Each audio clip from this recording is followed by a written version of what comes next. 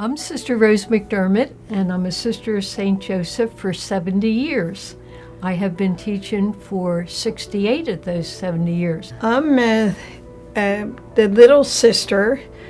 I am Margaret McDermott, but I go by Sister Peg because I work with Margaret Desminski, and we decided that it would not be good when it might look like she was in the convent if Margaret and Margaret were both in that area. So that's why I use Sister Peg. Peggy and I are biological sisters. We're a year and a half apart, as she mentioned. We had two brothers that were older, and that was great having two brothers because it freed us up a little. When we went to the parish dances or so on, my mother always felt that the boys were there and they would look after us.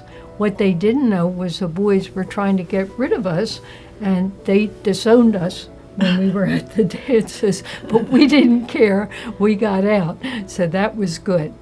Anyhow, as we got older, we went to St. Rose of Lima School, in parochial school in our parish, and then we went into West Philadelphia Catholic Girls High School. You should know, in those days, Bishop Newman wanted every Catholic child in a Catholic school. I graduated with some 900 girls, and you graduated with? 899. 899. How about that? Peggy didn't make the 900. Anyway, because we had a close-knit Catholic community, some girls entered religious life. Peggy and I had excellent Sisters of St. Joseph at West Catholic, and I discerned, first of all, my religious vocation. I could have worked for the Federal Bureau of Investigation as a stenographer, but I decided against that and entered the Sisters of St. Joseph on my 18th birthday. I never turned back. I was happy from then on, even though my parents made it clear to me if I were not happy, I was to come home. But I loved every minute of it, and I went out at 20 to teach the third graders, and I always tease the men I'm teaching now that everything I ever learned, I learned from those third graders.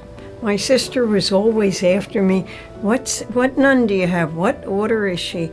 And I said, I don't know one from the other. And plus, I'm not really interested.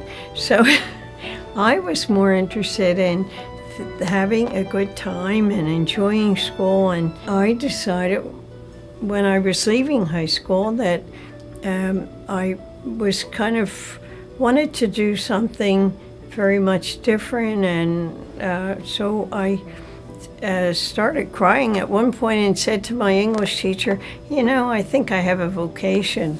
And so she got very happy about the fact, and it got me started on interviews, etc. So I guess I was kind of thought about that a good while, So, but I'm happy I came, even though at first I went to the priest in the parish and tried to get him to talk me out of it, but he wouldn't.